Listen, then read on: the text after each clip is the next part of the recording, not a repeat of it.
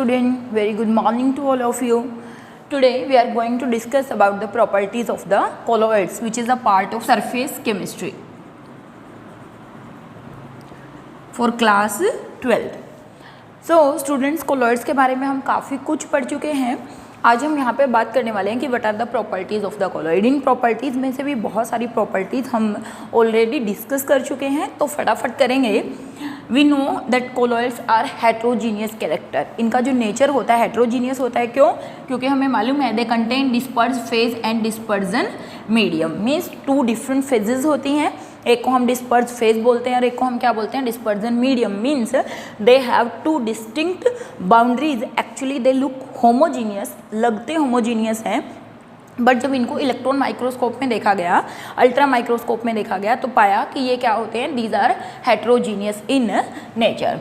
Second, we talk about filtrability. We know that they can not be filtered by normal filter paper,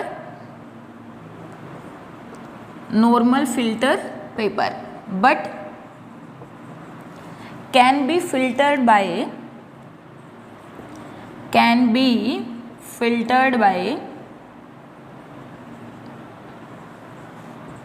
ultra filter paper.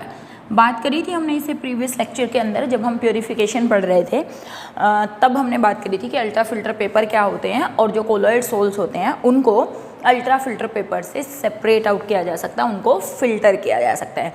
So normal filter paper से निकल जाते हैं क्योंकि जो particle का size होता है वो इतना भी बड़ा नहीं होता कि पोर्स में अटक जाए, लेकिन जो अल्ट्रा फिल्टर पेपर होते हैं उससे इसको क्या किया जा सकता है, फिल्टर किया जा सकता है. Already done.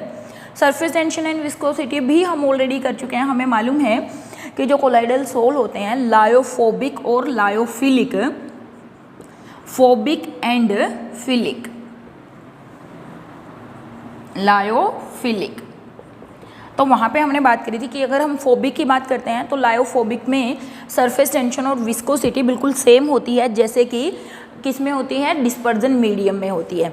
बट लायोफिलिक के केस में हमने बात करी थी कि सरफेस टेंशन क्या होती है, less than the dispersion medium and viscosity is more than the dispersion medium. आपको याद नहीं है तो आप पिछले लेक्चर्स को देख सकते हैं या रीड कर सकते हैं अपने नोट्स में कि हमने क्या लिखा था इसके रिगार्डिंग. यहाँ पर क्या होती है, जब हमने डिफरेंस किया था, लायोफिलिक में they have less surface tension but more viscosity, less surface tension and more viscosity, but lyophobic they have same surface tension and same viscosity as the dispersion medium. Then we will talk about colligative property. ये topic important है, बाकी तो हम already कर चुके थे.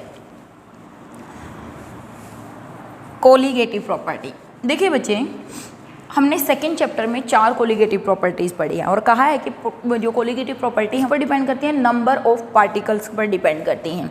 तो अगर हम बात करें कोलिगेटिव प्रॉपर्टी के केस में, मीन्स है elevation in boiling point, depression in freezing point, osmotic pressure, है ना.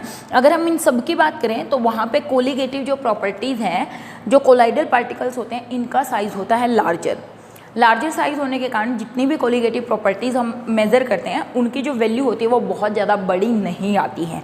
इसीलिए किसी भी कोलिगेटिव प्रॉपर्टी को मेज़र नहीं किया जा सकता, किसके लिए, कोलॉइड्स के लिए, एक्सेप्ट ऑस्मोटिक प्रेशर. ठीक है ना. द वैल्यू ऑफ, चलो थोड़ा सा लिख देते हैं, the particle size of colloids is larger then true solution. Particle का साइज क्या होता है, थोड़ा सा बड़ा. Hence value of colligative property is low. तो जो कोलिगेटिव प्रॉपर्टी आती है वो लो होती है. Hence but osmotic pressure of colloids can be measured only. मतलब सिर्फ ऑस्मोटिक प्रेशर ही ऐसी प्रॉपर्टी है जिसको कोलॉइड्स के लिए मेज़र किया जा सकता है. ये इंपॉर्टेंट है. कभी कभी एमसीक्यू टाइप जो क्वेश्चन होते हैं आपके कंपटीशन एग्जाम्स में, वहाँ पर पूछ लेते हैं कि क्या कोलिगेटिव प्रॉपर्टी को मेज़र किया जा सकता है, किसके लिए, कोलॉइड्स के लिए. तो हमने कहा सबको नहीं किया जा सकता क्योंकि वैल्यू जो आती है वो बहुत ज़्यादा स्मॉल आती है और उसको मेज़र करना मुश्किल होता है। ये हमने वहाँ पर भी पढ़ा था कि कोलिगेटिव प्रॉपर्टी की वैल्यू इतनी लार्ज इनफ हो कि उसको मेज़र किया जा सके। तो यहाँ पर भी पार्टिकल का साइज़ बड़ा होने के कारण वैल्यू ऑफ कोलिगेटिव प्रॉपर्टी क्या है, वो कम आती है। आप ये देख लीजिए कि ट्रू सोल्यूशन से इनके पार्टिकल का साइज़ लगभग 1000 गुना बड़ा होता है ना। तो इतना ज़्यादा बड़ा साइज़ होने के कारण इनकी जो कोलिगेटिव प्रॉपर्टी की वैल्यू है वो बहुत कम हो जाती है और उनमें से सिर्फ एक ऑस्मोटिक प्रेशर ही है जिसको थोड़ा बहुत इनके लिए मेज़र किया जा सकता है और किसी प्रॉपर्टी को मेज़र नहीं किया जा सकता। तो इसको दिमाग में रखना है कि कोलिगेटिव प्रॉपर्टीज़ में कोलॉइड्स के लिए सिर्फ ऑस्मोटिक प्रेशर को मेज़र किया जा सकता है। Then we will talk about what is Tyndall effect. आप इसका स्क्रीनशॉट ले सकते हैं एक बार। टिंडल इफेक्ट 9th क्लास में आप लोग पढ़ के आए हैं कि व्हाट इज़ टिंडल इफेक्ट। इसको मैं रब कर रही हूँ क्योंकि यहाँ पर हम थोड़ा सा टिंडल इफेक्ट के बारे में लिखेंगे, ठीक है। ये चीज़ आप नोट कर लीजिए। चलिए, व्हाट इज़ टिंडल इफेक्ट। बच्चे वैसे तो मेरे ख्याल से 95% स्टूडेंट्स को पता होगा कि व्हाट इज़ टिंडल इफेक्ट, लेकिन एक बार थोड़ा सा हम देख लेते हैं। हमने क्या किया, एक कोलॉइड लिया है यहाँ पर। You can take milk, milk भी क्या है, एक कोलॉइड है। यहाँ से हमने वाइट लाइट को यहाँ से पास किया। हमने ये देखा कि जैसे ही वाइट लाइट यहाँ से पास हुई उसका जो पाथ था वो क्या हो गया, इल्यूमिनेट हो गया। कहने का मतलब यहाँ पर चमक प्रोड्यूस हो गई, यहाँ पर क्या हो गई, चमक प्रोड्यूस हो गई।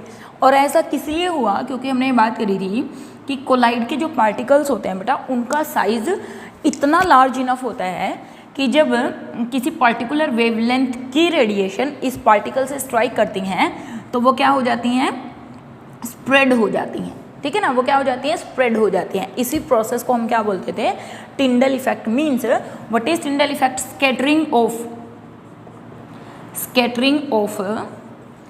beam of light when they strike with colloidal particles।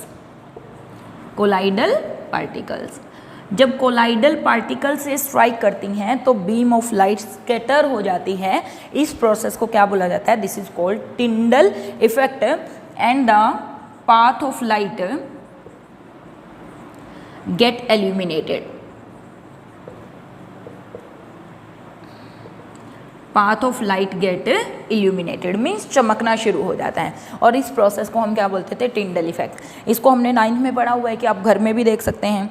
एक बहुत अंधेरा कमरा है, वहाँ पर अगर कहीं से थोड़ी सी भी लाइट आ रही हो तो आप देखते हो वहाँ से जिस छेद से लाइट आ रही है वहाँ से हमेशा लाइट ऐसे आती हुई दिखाई देगी और आपको यहाँ पर ऐसे बहुत सारे डस्ट के पार्टिकल्स उड़ते हुए दिखाई देंगे। ऐसा क्यों हुआ, क्योंकि जो डस्ट के पार्टिकल्स हैं उनके साथ जब लाइट स्ट्राइक करती है तो उसका पाथ स्कैटर हो जाता है और ये पाथ क्या हो जाता है, इल्यूमिनेटेड हो जाता है, यानी कि चमक यहाँ पर दिखाई देने लगती है। इस प्रोसेस को क्या बोला जाता है, that is called Tyndall effect, ठीक है। और अगर हम बात करें, टिंडल इफेक्ट हमें हेट्रोजीनियस नेचर के बारे में बताता है। तो मैं 2 बातें लिखना चाहूँगी इसके बारे में कि क्या क्या कंडीशन होनी चाहिए, क्या क्या प्रॉपर्टीज़ होनी चाहिए किसी भी मॉलिक्यूल को टिंडल इफेक्ट शो करने के लिए। पहली बात, Tyndall effect confirm heterogeneous nature of colloids. बेटा ये क्वेश्चन, ये पॉइंट भी इम्पॉर्टेंट है। Which property of colloid show it's heterogeneous nature. तो कौन सी प्रॉपर्टी टिंडल इफेक्ट कन्फर्म या show that it is heterogeneous in nature. Because हमें मालूम है कि कोलाइडल सोल जो होते हैं वही हेट्रोजीनियस या फिर टिंडल इफेक्ट वही पार्टिकल दिखाते हैं जिनकी नेचर कैसी हो, हेट्रोजीनियस नेचर हो। और इसमें भी अगर हम बात करें, लायोफोबिक जो होते हैं शो ग्रेटर टिंडल इफेक्ट, बहुत ज़्यादा शो करते हैं, बट लायोफिलिक सोल कैन और can not show Tyndall effect. देखिए ऐसा क्यों है, क्योंकि हमने कहा कि कोलाइडल पार्टिकल का साइज इतना बड़ा होना चाहिए कि लाइट उसे स्कैटर कर जाए, मतलब उसे स्ट्राइक करने के बाद स्कैटर कर जाए। लेकिन लायोफिलिक के अंदर क्या होता है, डिस्पर्ज फेज और डिस्पर्ज मीडियम के बीच में जो इंटरेक्शन होती है वो इतनी ज़्यादा स्ट्रॉन्ग होती है कि यहाँ पे कोई डिस्टिंक्ट बाउंड्री यहाँ पे दिखाई नहीं देती। किसके बीच में, लायोफिलिक सोल और लायोफोबिक सोल के बीच में, क्योंकि इंटरेक्शन बहुत ज़्यादा स्ट्रॉन्ग है और उस स्ट्रॉन्ग इंटरेक्शन के कारण ये होमोजीनियस सॉल्यूशन की तरह बिहेव करना शुरू कर देते हैं। ऐसा लगता है कि ये होमोजीनियस है, that is why they do not show Tyndall effect. तो हमने कहा कि क्या टिंडल इफेक्ट कंफर्म करता है हेट्रोजीनियस नेचर को। लायोफोबिक सोल जो होते हैं वो बिल्कुल एक्यूरेट टिंडल इफेक्ट शो करते हैं, बट लायोफिलिक सोल कैन और can not show Tyndall effect because of the interaction between the lyo disperse phase and dispersion medium particle. तो मैं दो आपके साथ वो भी शेयर करेंगे हम कि क्या प्रॉपर्टीज़ होनी चाहिए किसी भी कोलाइडल सोल को टिंडल इफेक्ट शो करने के लिए, ठीक है। तो इसको आप नोट कर लीजिए कि ये हेट्रोजीनियस नेचर को कंफर्म करता है और किस तरीके से लायोफोबिक और लायोफिलिक सोल इसको शो करते हैं या फिर नहीं शो करते हैं, ठीक है। चलिए, तो फर्स्ट वन है conditions to show Tyndall effect. क्या diameter of particles of colloids should be, क्या होना चाहिए, जो डायमीटर है पार्टिकल का, डिस्पर्स फेज के पार्टिकल का, greater than wavelength of light used. यानी कि जो हमने क्या लिए हैं, डिस्पर्जन पार्टिकल्स लिए हैं बच्चे, उन पार्टिकल का साइज क्या होना चाहिए, जो वेवलेंथ ऑफ लाइट हम यूज़ कर रहे हैं उससे बड़ा होना चाहिए। पता चले कि पार्टिकल साइज तो बहुत छोटा है और जो वेवलेंथ है वो बड़ी वेवलेंथ है, और तो वो क्या करेगी, वेवलेंथ इससे क्रॉस कर जाएगी और टिंडल इफेक्ट शो नहीं करेगी। मींस जो डायमीटर है पार्टिकल्स का, कोलॉइड का या डिस्पर्जन पार्टिकल का, डिस्पर्स पार्टिकल का, should be greater than the wavelength of light use, should be greater than the wavelength of light use। ये पहली कंडीशन है क्या करने के लिए, टिंडल इफेक्ट को शो करने के लिए। दूसरी, refractive indices of disperse phase and disperse medium should differ largely from each other, from each other. Means जो दो हम डिस्पर्स फेज और डिस्पर्जन मीडियम हम जो यूज़ कर रहे हैं उनके रिफ्रैक्टिव इंडाइसेस एक दूसरे से क्या होने चाहिए, अलग अलग होने चाहिए। अगर दोनों के रिफ्रैक्टिव इंडाइसेस सेम होंगे तो उनके बीच में इंटरेक्शन हो जाएगी। अगर इंटरेक्शन होगी तो अभी मैंने बात करी थी कि वो टिंडल इफेक्ट शो नहीं करेंगे। ये जो सेकंड रीज़न है, इसी की वजह से लायोफिलिक जो सोल होते हैं वो टिंडल इफेक्ट शो नहीं करते। क्यों? क्योंकि उनके रिफ्रैक्टिव इंडाइसेस में ज़्यादा डिफरेंस नहीं होता और वो एक दूसरे के साथ इंटरेक्ट करके होमोजीनियस टाइप सॉल्यूशन बनाने की कोशिश करते हैं। हालांकि होता हेट्रोजीनियस है बट इंटरेक्शन इतना ज़्यादा हो जाता है जिसके कारण वो टिंडल इफेक्ट शो नहीं करते। तो इंपॉर्टेंट है बच्चे, वैसे हमें लगता है कि टिंडल इफेक्ट से क्या क्वेश्चन बनेंगे, लेकिन बनते हैं यहाँ से क्वेश्चन। तो हमने कहा scattering of beam of light is called Tyndall effect. Tyndall effect के लिए ये दो कंडीशन होनी चाहिए और हेट्रोजीनियस नेचर को कंफर्म किया जा सकता है with the help of Tyndall effect. पहली कंडीशन है कि diameter of particle should be large enough so that light can be scattered by these particle. और सेकेंड, जो इनके रिफ्रैक्टिव इंडाइसेस होते हैं, रिफ्रैक्टिव इंडेक्स होते हैं, यानी कि मीडियम में ट्रैवल करने की जो टेंडेंसी होती है तो वो क्या होनी चाहिए, दोनों की डिफरेंट होनी चाहिए, तब जाकर ये क्या करेंगे, शो करेंगे। Next we talk about Brownian movement. ये भी आप सबको मालूम है कि व्हाट इज़ ब्राउनिनियन मूवमेंट। देखिए हमने एक सॉल्यूशन लिया है, ठीक है, ये पार्टिकल है, कोलॉइडल लिया हुआ है, ये पार्टिकल है। अब देखिए ये पार्टिकल क्या है बेटे, ये पार्टिकल क्या करेगा, इससे स्ट्राइक करेगा, इससे स्ट्राइक किया, इसका पाथ चेंज हो गया, इधर आ गया, ये इससे स्ट्राइक करने के बाद इधर चला गया, ये इधर स्ट्राइक किया, इधर चला गया, ये पार्टिकल इसके स्ट्राइक ऐसे स्ट्राइक किया। मीन्स कोलाइडल सोल में जो डिस्पर्स फेज और डिस्पर्जन मीडियम के पार्टिकल्स होते हैं वो एक दूसरे से कॉन्टिन्यूसली स्ट्राइक करते रहते हैं और जब ये एक दूसरे से कॉन्टीन्यूसली स्ट्राइक करते रहते हैं तो ये ऐसे ही जिग जैग मोशन करते हैं और सीजलेस मोशन करते हैं, कॉन्टीन्यूस मोशन करते हैं। और जब कोई भी पार्टिकल लगातार मूव करता रहेगा तो सीधी सी बात है वो कभी भी नीचे सेटल डाउन नहीं होगा। और जब ये नीचे सेटल डाउन नहीं होंगे इसका मतलब क्या है, दे आर स्टेबल। हम यही बोलते हैं ना कि colloid sols are stable in nature. अब स्टेबल हम किसको बोलते हैं, जिसके पार्टिकल नीचे सेटल डाउन नहीं होते। और क्यों सेटल डाउन नहीं होते, क्योंकि डिस्पर्स फेज और डिस्पर्स मीडियम के पार्टिकल एक दूसरे के साथ स्ट्राइक करते रहते हैं, जिसके कारण वो हमेशा सीजलेस जिगजैग मोशन शो करते हैं। और इसी सीजलेस जिगजैग मोशन को क्या बोला जाता है, this is called Brownian movement. ठीक है, तो let we define what is Brownian movement. The ceaseless zigzag motion of colloidal soul particle due to striking of dispersed phase particles with dispersion medium particles is called Brownian movement. बेटा ये scientist थे Brownian, Robert brown, जिन्होंने इसको पहली बार खोजा था, Robert brown. तो उन्हीं के नाम पर इस मूवमेंट को ब्राउनियन मूवमेंट बोला जाता है। तो यही जो सीजलेस जिगजैग मोशन है, इधर उधर इधर उधर इधर, तो ये इसी को क्या बोला जाता है, this is called Brownian movement. इसमें अगर मैं इंपॉर्टेंट की बात करूँ, स्टार लगा के लिख रही हूँ क्योंकि इंपॉर्टेंट है। ये जो ब्राउनियन मूवमेंट है, दिस इज रिस्पॉन्सिबल फॉर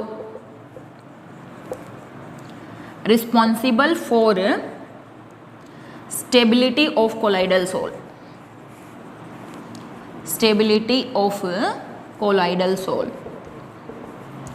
अगर हमें पूछ लें कोलाइडल सोल स्टेबल है, बिल्कुल है। क्यों स्टेबल है, due to Brownian movement, due to Brownian movement और एक चार्ज के कारण, हाइड्रेशन के कारण भी है, लेकिन इसके कारण भी ये क्या होते हैं, स्टेबल होते हैं। ठीक है, तो इस प्रॉपर्टी की ये इंपॉर्टेंट है। उधर से टिंडल इफेक्ट में हेट्रोजीनियस नेचर को कंफर्म करते हैं, ये इंपॉर्टेंट है। तो आप इसको यहाँ से नोट कर सकते हैं कि जिगजैग मोशन को क्या बोला जाता है, ब्राउनियन मूवमेंट। और ये रिस्पॉन्सिबल है for the stability of colloidal sol because they are always in a continuous motion. अगर कॉन्टिन्यूस मोशन में रहेंगे तो कभी भी नीचे सेटल डाउन नहीं होंगे। अगर सेटल डाउन नहीं होंगे इसका मतलब क्या हुआ, सोल क्या स्टेबल है। अब जैसे अगर मैं कहूँ सैंड को मैंने पानी में डिजोल्व कर दिया, एक टाइम आएगा जब सैंड क्या करेगी, नीचे सेटल डाउन हो जाएगी और हम कह देंगे कि ये तो सस्पेंशन है, ये स्टेबल नहीं है। लेकिन कोलाइडल सोल क्या होते हैं, they are stable in nature. Then we talk about charge on the colloidal particle and this property is also very important, जिसमें से कुछ हम already कर चुके हैं।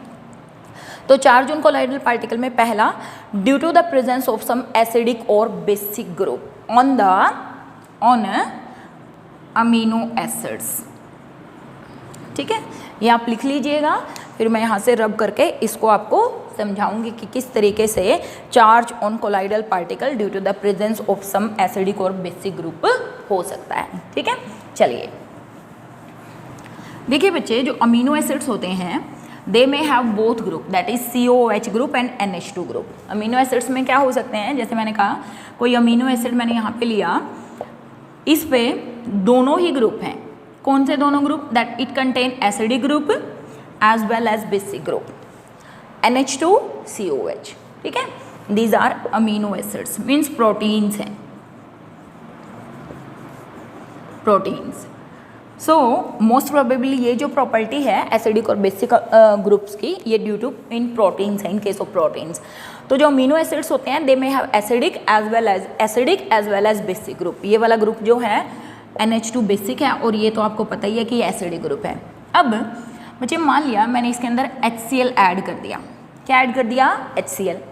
हमें मालूम है HCl क्या है, स्ट्रॉन्ग एसिड है। अगर स्ट्रॉन्ग एसिड है तो ये क्या करेगा, अपना H पॉजिटिव रिलीज करेगा। और जैसे ही इसने अपना H पॉजिटिव रिलीज किया, ये NH2 क्या था, ये वाला ग्रुप क्या है, बेस है, ये वाला ग्रुप क्या है, एसिड है। तो सीधी सी बात है, हमें मालूम है एसिड एसिड के साथ तो रिएक्शन करने से रहा, ये किसके साथ करेगा, बेस के साथ। और किस चीज़ की फॉर्मेशन होगी, formation of such type of group NH3 positive CHR COOH। तो यहाँ पे कैसा चार्ज आ गया? Positive charge. इसका मतलब कैसे? Positive charge colloidal sol formed. ठीक है, क्या बन जाएंगे? Positively charge colloidal sol. किसके कारण? H पॉजिटिव को एब्जॉर्ब कर लिया है इसने, किसने? NH3 ने, यानी कि अपने ऊपर ले लिया है। क्यों? क्योंकि ये कैसा था? बेसिक इन नेचर, और एसिड ने जब दिया तो कैसा चार्ज बना बेटा? Positively charge soul. सिमिलरली अगर इसी के अंदर अगर कोई बेसिक ग्रुप डाल दिया जाए या NaOH बेस डाल दिया जाए, अगेन ये वाला बेस है, ये एसिड है, बेस के साथ तो रिएक्शन करेगा नहीं, but Na positive OH negative, OH negative is very strong base. OH क्या करेगा? यहाँ से प्रोटॉन को एब्स्ट्रैक्ट कर लेगा। OH क्या करेगा? It abstract proton from the acid and hence NH2 CHR, और यहाँ पे क्या बन गया? COO negative plus OH negative ने यहाँ से क्या ले लिया? H पॉजिटिव क्या बन गया? H2O। ठीक है, और साथ में क्या बन गया हमारा? जो Na बचा हुआ था वो सॉल्यूशन के अंदर रह जाएगा। वो क्या करेगा? सॉल्यूशन के अंदर Na पॉजिटिव सॉल्यूशन के अंदर रह जाएगा। तो अब यहाँ पे देखिए, आप चाहें तो यहाँ पर OH नेगेटिव देख लीजिए, OH नेगेटिव ले लीजिए आयंस, तो उससे क्या हो जाएगा? ये आपको H2O शो करना पड़ेगा सिर्फ।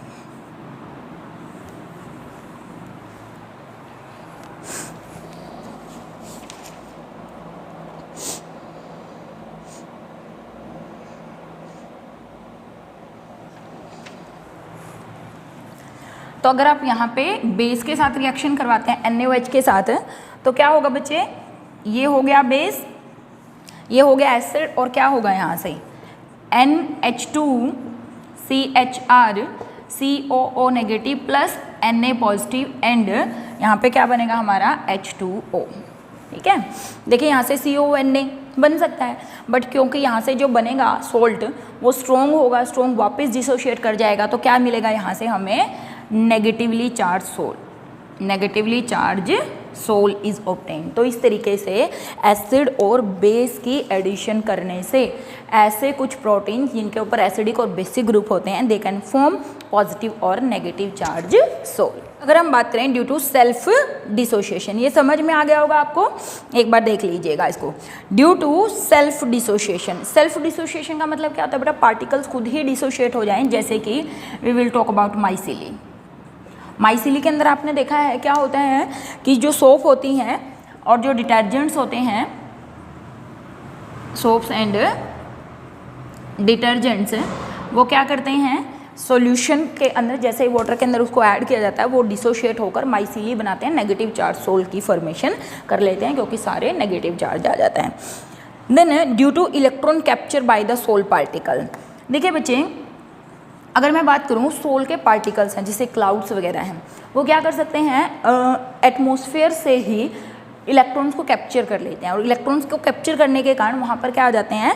नेगेटिव चार्ज उनके ऊपर अटेन हो जाता है। तो due to electron capture from the atmosphere, या फिर अगर हम बात करें किसके अंदर? इलेक्ट्रो डिस्पर्जन में। इन इलेक्ट्रो डिस्पर्जन, ठीक है ना, electrons are captured by soul.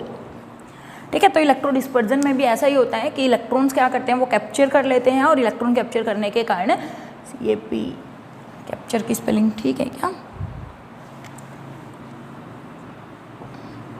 Captured by the soul.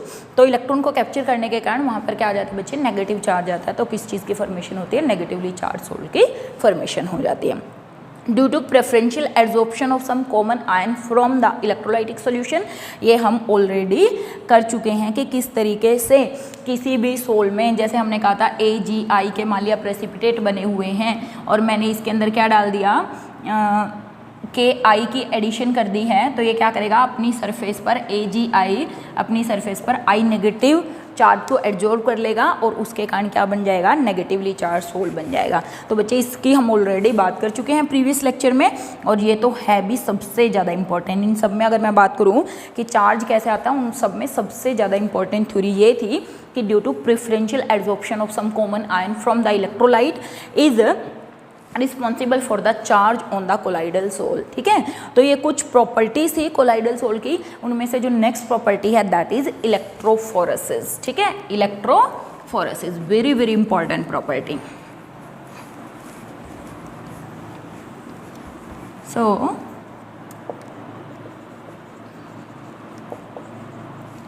Electrophoresis, अगर it is movement of colloidal particles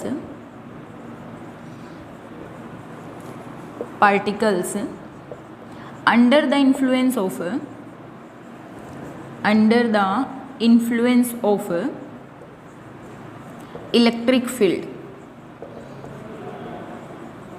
is called electrophoresis। देखिए, इसको समझाने के लिए मैं आपको एक छोटा सा सेटअप दिखाती हूँ। यहाँ पे हमने एक यू शेप ट्यूब ली है जिसमें यहाँ पर हमने 2 इलेक्ट्रोड्स लगाई हुई हैं। इसको मैंने बोल दिया कैथोड,